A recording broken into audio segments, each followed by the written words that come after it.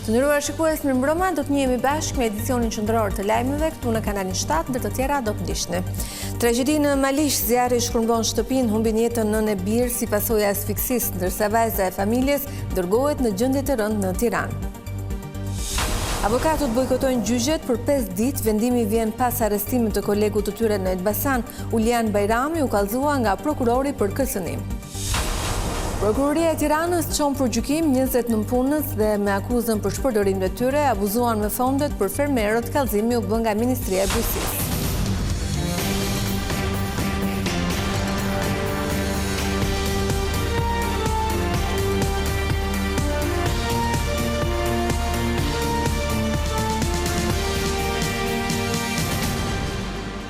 Vjojmë gjërësisht, një tragjedi e rënd u shënua në Malish, ku zjarri i rënë në një banesë ka shkaktuar 2 viktima. Një grua dhe djali i saj 14 vjeç kanë humbur jetën si pasojë e asfiksisë, ndërsa vajza e mitur e familjes u dërguar në spital në Tiranë, ku ndodhet në gjendje kritike. Dyshohet se zjarri u shkaktua nga soba që përdori për ngroje dhe gatim. Një ngjarje e rëndë tronditi këtë të diel Maliqin, ku nënë e birë humbën jetën tragjikisht, si pasojë e një zjarri që përfshiu banesën e tyre. Viktimat janë Merjeme Azizllari dhe djali i saj 14 vjeçar, të cilët nuk arritën të dilnin në kohë nga shtëpia e përfshirë nga flakët. Ishte shërbimi zjarfikës që i nxori jashtë, por duket se nëna për shkak të asfiksisë kishte humbur jetën, ndërsa djali ndroi jetë në spitalin e Korçës. Në momentin e zjarrit në shtëpi ndodhej edhe vajza 6 vjeçare e familjes, e cila mori plagë të shumta nga zjarri dhe u transportua me urgjencë drejt Tiranës për trajtim mjekësor më të specializuar. Burimi nga Spitali i Korçës bën me dije se gjendja e saj shëndetësore është kritike për shkak të djegjeve në trup. Banorët rrëthyen momentin kur panë se shtëpia e familjes Azizllari ishte djegur plotësisht dhe mësuan për tragjedinë e rëndë që kishte ndodhur. Dhe kur dola, kur shkoja fëmija qante në obor, tash një Allah me memi që e kele fëmi të qaj, tash unë, kur vete unë qartë të shigonje, ishe shkrum pizi ishte, thres të kom shiun këtu, shikju që ndodhi dhe kjo orimi, tash unë pa hajtë nuk e shikoj do qa ka ndodhur, hajtë shikoj e vetë, kur vajtëm atje qartë të shigonim, pasaj ra derës me kembë kjo, hymë atje, neve të roqëm djalin për kembë që doli për jashta, atje ishe shkrum. Asa që si binte lesh nuk e do të dashi nuk e mbledh do të bete më ka zënë zemra që vdiqja. Po nëna e fëmijëve ku ishte? Po ne nuk e dini, pastaj kur na erdhi policia dhe thanë që është brenda. Pa nuk e pam në brenda, po ta kishim bashkën trequr dhe atë. Po bashkëshorti Se në punë ishte 4 herë, ajmëruar me erdhi aq uri kokën me dorë. Të shikoj fëmijët, thoshte fëmijët i mori ambulanca i thamë ne. Sipas dëshmive të fqinjve, e mitura mundi të shpëtojë pasi u hodh nga dritarja, duke arritur të dalë jashtë në momentin e fundit. Aty ajo ka një krevat me syngjera aty dhe ata fëmijët trazonin zjarrin. Dhe rën zjarri aty, djegur syngjeri dhe në bazë të asaj pasaj dihet që po botym syngjeri s'ka flak, vetëm tymben. Dhe vajza parë dhe u hedhur nga dritarja vajza. Vajza hedhur nga dritarja, kurse ata të dy kishin tym, nuk mundet të delnin. Vajzën e shpëtovi, doli një zonjë aty, e shpëtovi ajo. Kurse djali ishte mbaruar dhe di emër gjatë. I binte derës vajza. Vajza i binte derës. I binte me shjelma, i binte një gjithë këtil i binte. Digjon kjo komshia, del dhe komshia tjetër. Dhe pastaj arritin që aty ku kanë arritur. Mësohet se të 2 fëmijët ishin me aftësi të kufizuara, madje djali 14 vjeçar i familjes Azizllari trajtohej me kemp. Shkaqet e zjarrit tragjik nuk janë zbardhur ende plotësisht, por dyshohet se flakët nisën nga soba me dru që përdorej edhe për gatim. Dhoma Kombëtare e Avokatisë ka njoftuar bojkoti në të gjitha nivelet për 5 ditë duke filluar nga dita e hënë. Vendimi vjen si protest pas arrestimit të avokatit Ulian Bajrami në Elbasan, i cili u kallëzua nga prokurori se kishte kërcënuar në sallën e gjyqit. Pas arrestimit të avokatit Ulian Bajrami, akuzuar se ka kanosur prokurorin Gjergj Ceka, Komiteti Drejtues i Dhomës së Avokatisë së Shqipërisë ka vendosur të hyjë në bojkot 5 ditar. Nga 20 deri më 25 tetor, avokatët nuk do të marrin pjesë në asnjë proces në të gjitha nivelet, përfshirë edhe gjykatën kushtetuese. Bllokimin nëpërmjet bojkotit të gjitha proceseve penale, si në hetim dhe në gjykim, në të gjitha shkallët, përfshi edhe proceset në gjykatën kushtetuese për datat 20 tetor deri në 25 tetor. Përjashtohen nga efektet e këtij vendimi pjesëmarrja në çështje penale me objekt caktimi, ndryshimi, zëvendësimi dhe shuarje të masave të sigurimit.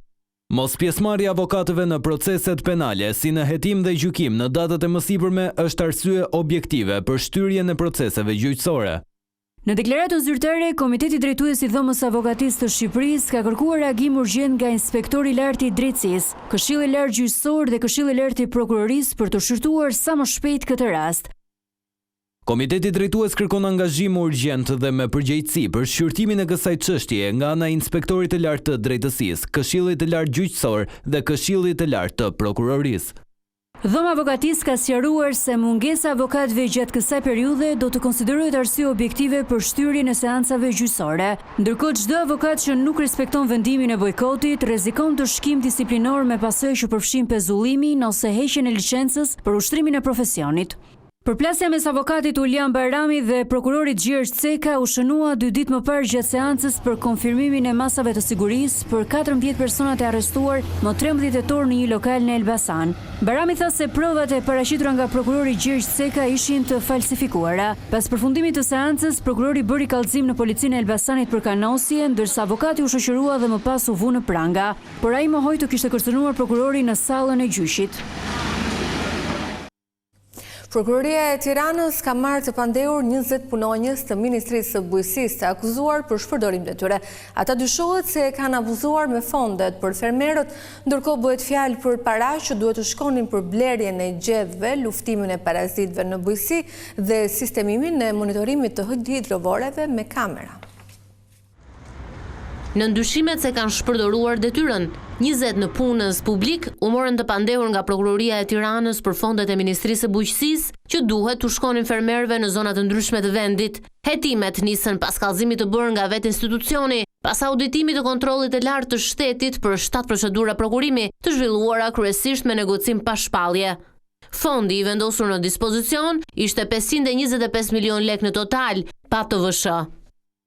Procedurat për të cilat u konstatuan shkelje kishin të bënin me prokurimet për shpenzime, mbrojtje e bimësh dhe luftimi parazitëve në bujqësi, për blerje e pajisjesh për shërbimin veterinar, motocikleta, kaska, veshje, doreza dhe çanta, blerje e kafshësh të llojit gjedh për dëm shpërblimin e fermerëve të dëmtuar nga dermatoza nodulare e gjedhit, si dhe për sistemin e monitorimit me kamera për hidrovoret.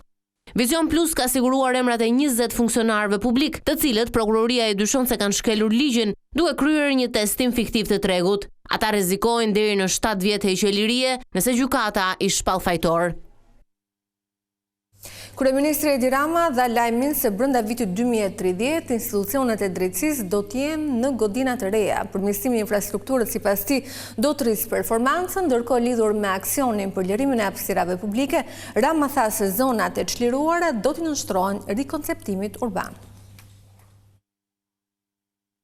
Qeveria do të marrë përsipër rikonstruktimin e plot të godinave të drejtësisë. Në episodin e radhës të podcastit Flasim, Kryeministri Edi Rama lajmëroi se ka ardhur koha për një transformim të plot të infrastrukturës së sistemit të drejtësisë. Po themi dobësinë e madhe në administrimin e infrastrukturës, në projektimin e infrastrukturës, në transformimin e infrastrukturës. Transformimi I infrastrukturës, transformimi I godinave pa projektet besueshme është mision I pamundur. Përfundimisht kemi vendosur që edhe këtë mision ta marrim përsipër vet. Dhe në Shqipërinë 2030 të kemi një infrastrukturë tërësisht të transformuar të godinave drejtësisë, sepse nuk mund të vazhdojmë me arna, nuk mund të vazhdojmë më me hapësira dhe me mjedise gjykatash, prokurorish janë shumë larg sqenie dinjitoze, nuk mund të vazhdojmë më me ushtësira që pastaj përkthehen edhe në një performancë që lë shumë për dëshiruar. Kreu I qeverisë u ndal dhe tek aksioni për lirimin e hapësirave publike, duke cilësuar si një operacion kirurgjikal për vendin, që do të vijojë deri në pastrimin e plot. Është një operacion I cili do të vazhdojë në mënyrë kirurgjikale në çdo pjesë të organizmit urban të vendit, në çdo pjesë të organizmit urban të kryeqytetit. Dhe do të pastrohet çdo pjesë e prekur nga këta qiban të patolerueshëm. Kryeministri u shpreh se qeveria zotohet për të marrë përsipër çdo mision, që do t'i ofrojë vendit një jetesë dinjitoze në nivelet e vendeve anëtare të Unionit.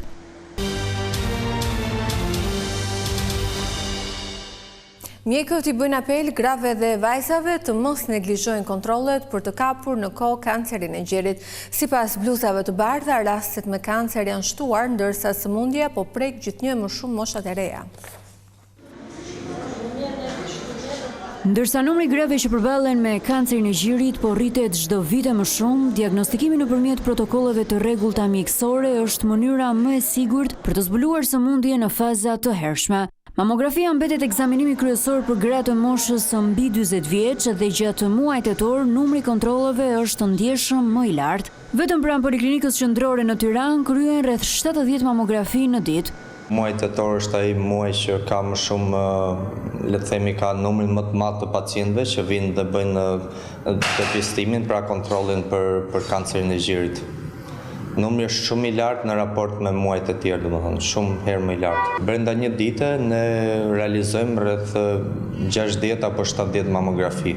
Edhe pse ndërgjegjësimi për kryerjen e mamografive është rritur vitet e fundit, sërish gjatë muajve të tjerë të vitit, numri grave që i drejtojnë qendrave shëndetësore mbetet i ulët. Kemi një ndërgjegjësim më të lartë dhe për zonat që janë zona më të thella dhe rurale, përveç se zonave qytetare që më parë, le të themi, ishin skeptik apo nuk ishin le të themi, sikleti por ajo që ka vënë re ndër vite që ndërgjegjësimi i zonave rurale është më i lartë në vitet e fundit. Në muajt e tjerë ajo që vë re që le të themi numri që vinë ose pacientët që vinë është shumë më i ulët vetëm në rastet kur kemi një indikacion klinik. Por kanceri i gjirit prek edhe meshkujt, ku vetëm gjatë vitit të 2024 u regjistruan 14 raste të reja. Imazheristi Gulien Paloka thotë se mënyra e ekzaminimit është e njëjtë. Ekzaminimi për meshkujt, për sa i përket kancergjit, është i njëjtë si tek femrat. Do të thënë, protokollet ekzaminues janë eko mame dhe mamografi. Kështu që është e vërtet, rastet janë shumë më të rralla të meshkujt, por që kemi edhe meshkujt që fatkeqësisht dalin me kancer gjiri. Ka evidentuar diçka, një informacion, ka prekur diçka dhe është drejtuar, le të themi, protokolleve pastaj nga, le të themi, mjeku i familjes apo onkologu, pastaj është dhënë për të bërë ekzaminim. Shërbimi kryerjes së mamografisë ofrohet falas gjatë gjithë vitit në 16 poliklinika dhe spitalet në të gjithë vendin, si dhe në 2 njësitë e lëvizshme të mamografisë. Policia e Tiranës ka sekuestruar 10 kg kanabis sativa. Në pranga përfunduan 2 persona, Shaban Haka dhe Ilir Topalli, të cilët u arrestuan në aksin rrugor Nikël Fushkruj. Policia i prangosi në flagrant, duke transportuar me automjet 2 thas me kanabis sativa. Po ashtu, uniformat blu sekuestruan një armë gjau paleje, një automjet dhe 3 aparate celular.